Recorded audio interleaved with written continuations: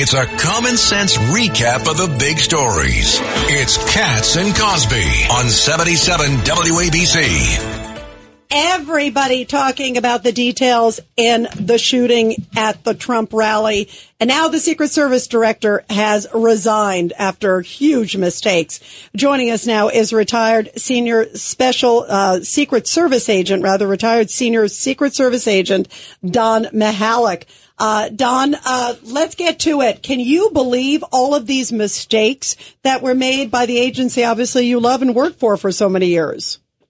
Hey, Rita, it's good to connect with you again, and I'm happy to be on WABC. Yeah, there were failures here, and failures in the advance process, failure in the planning process, and failure in how the Secret Service works with its local and state stakeholders and partners.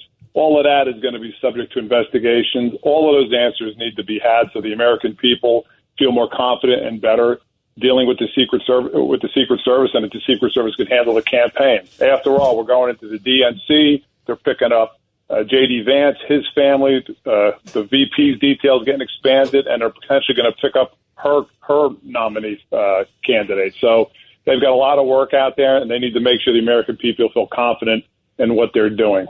You know, there was a report today that just came out a couple hours ago. Don, this is stunning. That apparently there was law enforcement, there were snipers that were on a roof, and then they were told, hey, go look for this suspicious guy. They come down from the roof. The roof actually had line of sight with that roof. And at that moment, that's when the shooting goes off. It's like there's too many weird things that just happen. Could the agency that you love be that bad, or is there something more? No, so part of this is you have to understand the Secret Service's advanced process. You know, the Secret Service gets out to a site about a week, sometimes less during the campaign ahead of time to do the planning. They meet with the staff, the local stakeholders, and they plan out the security of a site. Some of that is dictated by the staff, meaning the event, how the event is going to flow, and some of that is dictated by the realities of the site. For instance, if you're in Manhattan, you can't shut down half of Manhattan for protective visit. So you have to keep that in mind. In this case, they went to Butler, Pennsylvania. They partnered with their local stakeholders, the Butler police, the sheriff, state police, whatever.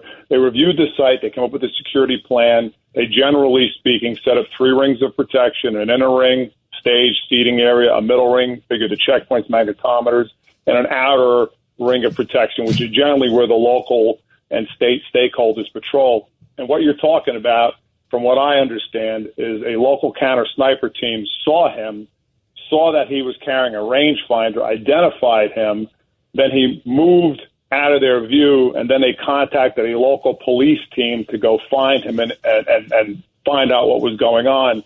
They failed to do that. Next thing you know, he was up on top of one of the warehouses, and the public was calling him out, saying there's a man with a gun there. Clearly, there was a failure there to interdict him ahead of time. There was a failure there to communicate clearly what was going on, and there was a failure there. So it's going to lead the Secret Service and all of these panels and investigations that are occurring to look at communications, agency interoperability, and this is all stuff the Secret Service has done for decades. So this is a failure that now needs to be examined, and they need to figure out ways to close that gap so it doesn't happen again. What about also, and everybody, we're talking to Don Mihalek, retired senior Secret Service agent. Don, what about also the fact that he had messages on these encrypted apps that had foreign connections, it's really odd that how does this 20-year-old loner at this point have that kind of sophistication?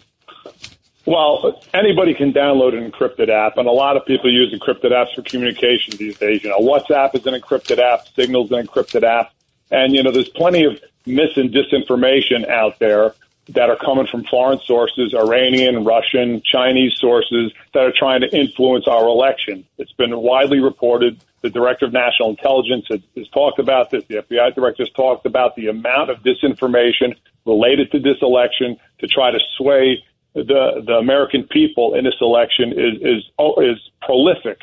And unfortunately, you have individuals that can find what they're looking for on the Internet, and then they can be indoctrinated on the Internet. Back in the old days, you actually had to go to a library or to a meeting to get that type of indoctrination. Now, a quick search of the internet, and anybody, especially somebody who's got a mind that maybe is suffering from mental health challenges, can be easily swayed into believing whatever they're reading. So it's internet's good, but it also can be bad. Yeah, absolutely. Craig Eaton, your thoughts? I can't understand how, if they had some intel that there was a suspicious young man around there, why they wouldn't have taken the president and said, don't let him go out on the stage, or protected him further, or just assign someone to him immediately and take him out of the equation. Why would you leave someone out there that you believe is potentially suspicious? Great question. And I wish the director had handled that question better yesterday in the House hearing. But there's a big difference between suspicious individuals and a threat. When you go to these campaign events, and you guys may have been to a couple of them, there's all kinds of suspicious people. People show up dressed in outlandish outfits. People show up carrying banners, things. I've talked to Code Pink protesters. I've talked to all kinds of people at these events. They're suspicious. The mitigation factor, because remember, the Secret Service doesn't eliminate risk, it mitigates risk. The mitigation factors in those kind of situations is sending a ground team to go find these individuals, interview them, talk to them, and find out what the hell's going on. In this case, that clearly did not happen, because had that happened as soon as he was identified, this would have been mitigated. Part of me thinks that a lot of this has to do with this very anti-police environment we're in, where the police departments, police officers are very hesitant to engage people because of all the rhetoric surrounding police officers these days. Back when I was an officer in the early 90s, and even with the Secret Service, we would have made a beeline to this individual and said, what are you doing? That would have mitigated this. That didn't happen. We need to figure out why. And that would have saved that man's life. Yeah, absolutely. It would have saved that man's life. Yeah. And the other problem is the communication. And I point to President Bush on 9/11, as you guys know, Al-Qaeda attacked the United States, New York, D.C., and out in Shanksville. At the end of the day, the Secret Service said, Mr. President, you can't go back to D.C. D.C. is still a threat. We still don't know how many plots, attacks out there. President Bush said, I'm the president. Take me back to D.C. And where did he go?